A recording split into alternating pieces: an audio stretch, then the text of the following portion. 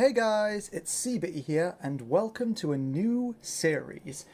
We're going to be doing my Bakugan collection in a sort of series retrospective.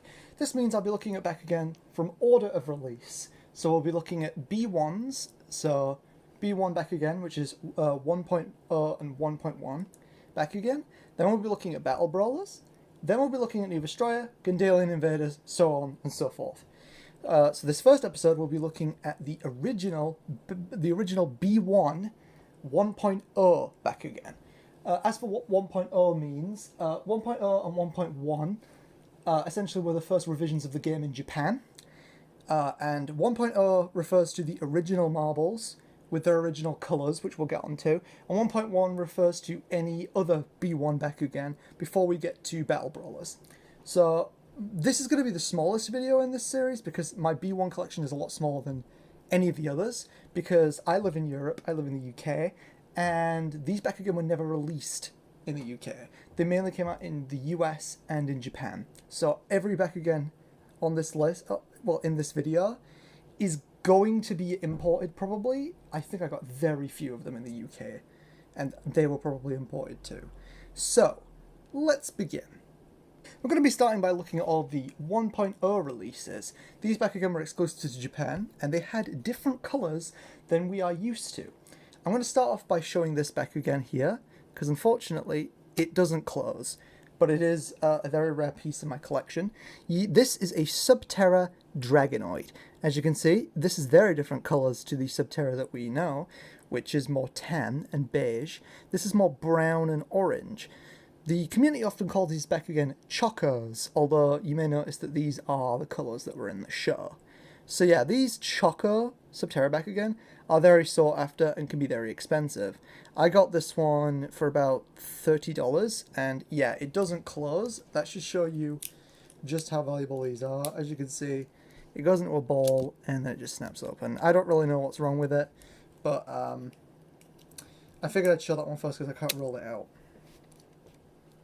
And now, you can see in the background, I've got my case. We're going to be looking at everything from 1.0. So that will be these Japanese Bakugan. Starting with, great start, Pyrus Reaper. As you can see, this is a 1.0 Reaper. The colours are noticeably different. Rather than a sort of bronze pattern, you've got more orange. There were no metallic paints on any of the original 1.0 Brawlers. And this Pyrus colour looks really inferno-y and cool. I think I've shown this guy in a video before because I actually unboxed him on camera, which was very nice. Next up, we have... Sorry, my rolling needs to improve. Pyrus Robotallion. Same deal here. Lovely colour scheme with that original Japanese colours. Closes up very easily and nicely. All automatic transformation. Pyrus Juggernoid. I love Juggernoid. Everyone loves Juggy. This is a really cool design. One of the better brawlers from the original series. Ooh. If you ask me. One of my favourites, anyway.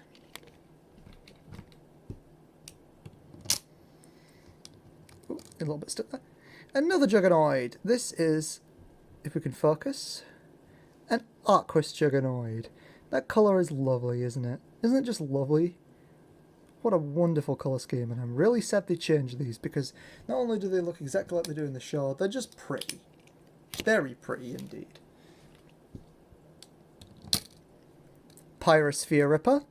Again, with that Japanese colour scheme. Lovely, gorgeous, gorgeous. Also, there's lava running through it, which is something I absolutely love. Really, really does lend itself quite well. Arquus Reaper. Now look at that. That's show accurate if I've ever seen it. Look how awesome that is. This is a fantastic representation of Reaper. And the B1 Reaper really does do the character justice. I absolutely love the coloration on this one. Very, very nice indeed. Next up, whoa, Arquus Falconeer. Falconeer, again, in the original Arquus colour scheme, looks fantastic there. Really, really happy with this one. Again, I think I might show most of these Japanese ones off in a video, about 8 months ago, but... Okay, you're gonna get stuck on me? Oh, there we go. Arquus Furipa. Lovely, lovely, lovely. Very iconic, attribute for Furipa. It's well known for being Arquus in the show quite a few times. We've got a couple left for 1.0. Pyrus Falconeer.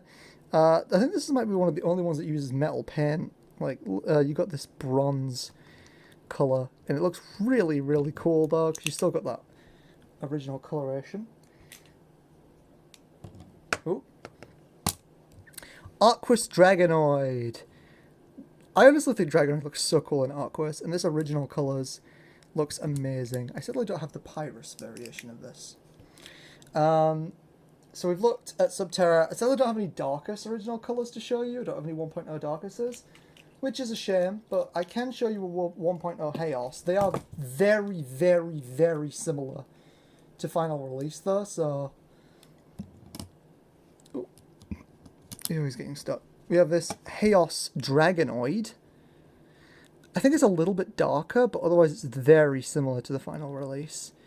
No yellow, like we had in the show. But again, lovely. We also have a different font for the G-Powers for 1.0. That's another way you can tell, especially when it comes to Chaoses. But that's everything from 1.0. Now we're going to be moving on to 1.1, which is the release outside of Japan and the final colorations for Bakugan. I'm going to start off with this Pyrus Serpenoid. As you can see, we now have the more modern colour scheme with the bronze instead of the orange. I don't think it looks as nice, if I'll be honest, but this is, of course, what we ended up with in the West. So, yeah. Very nice there.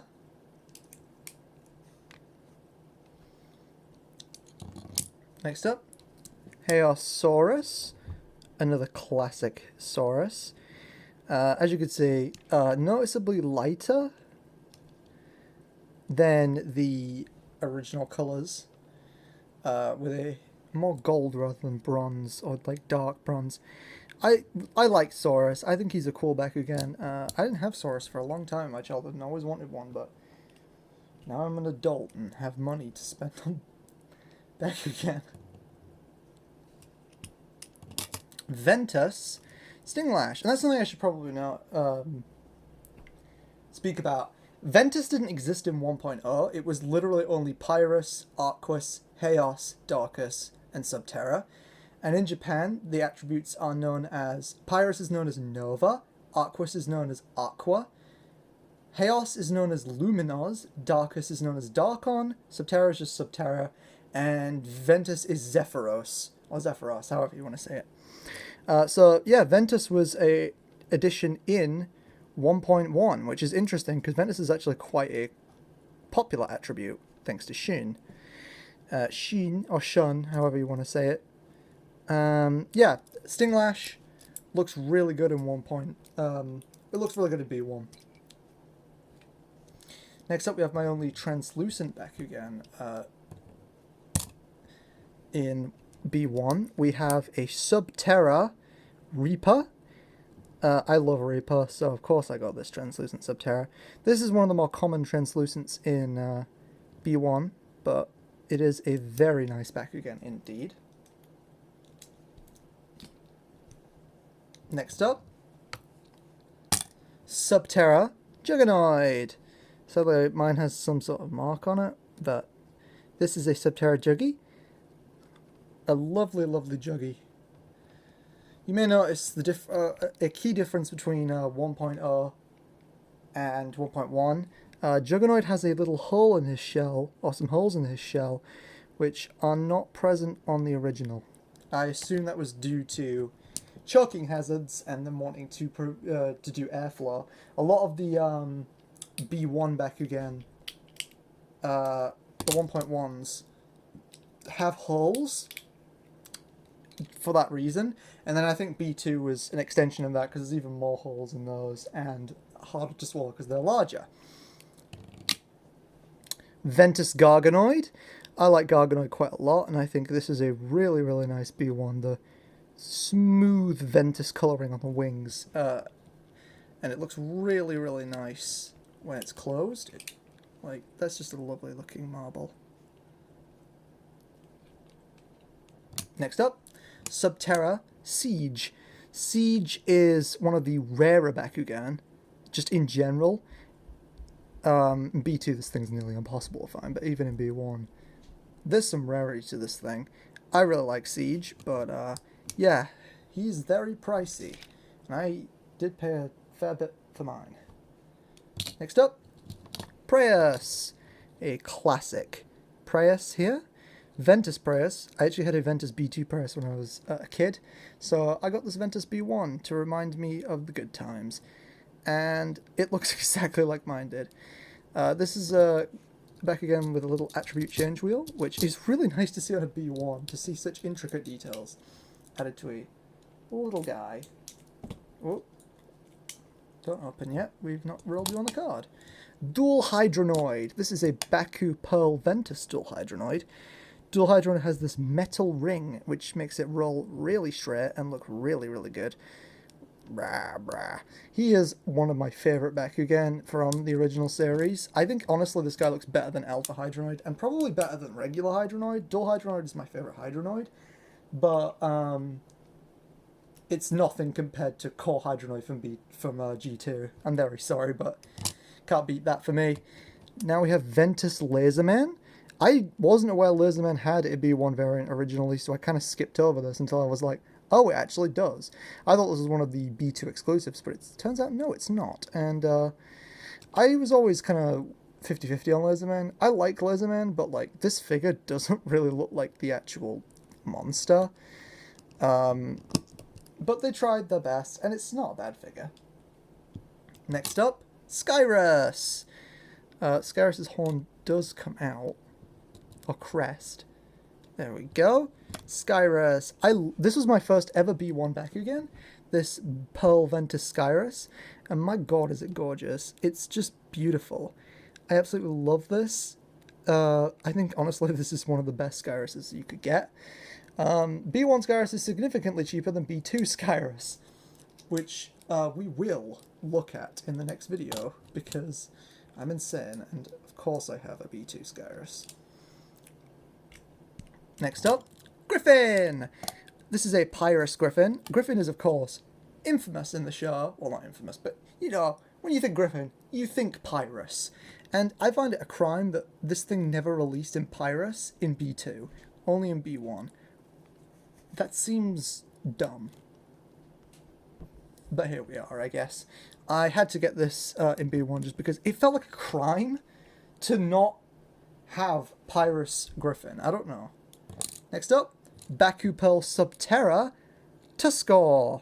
Tuskor is a big elephant, and again, I didn't think Tuskor had a B1 variant, but he does, and he looks really good too, so I'm happy to see Tuskor in B1. Next up, we have a Chaos Baku Flip Delta Dragonoid. Again, another Bakugan with a metal ring, only this one is horizontal so that you can do side spins with it. I don't have a lot of room here, but let's see if we can... Yeah, there you go. Wasn't entirely focused, but yeah, that's the kind of thing you'd be wanting to do with your Delta Dragonoid. Next up we have a Ventus Baku Pearl Gorum. Gorum, of course, being one of the show Bakugan, one of the Battle Brawler's signature Bakugan. And this is really nice. Gorum's not one of my favourite Bakugan, but he's cool. And then we'll have a look at our final Bakugan, which is Hinoid. Hinoid is really hard to find in B2, so I had to get this B1 just so I could have every Bakugan from the original series. And he is really cool. I love him a lot. I love how the way he just hides away like that when you close him. And you've now officially cleared me out of B1s. That is it.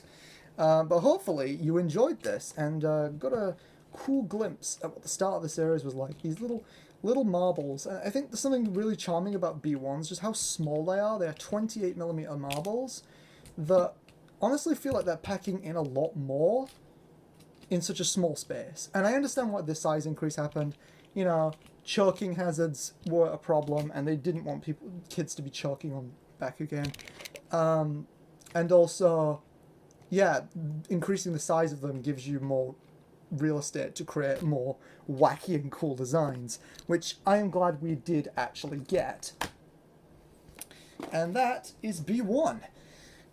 In the next video, we'll be looking at Battle Brawlers, so B2. And yeah, that video will be substantially longer, so buckle up, buckaroos. And my name was seabit, and I will see you guys in the next video. Peace out. Look forward to part 2.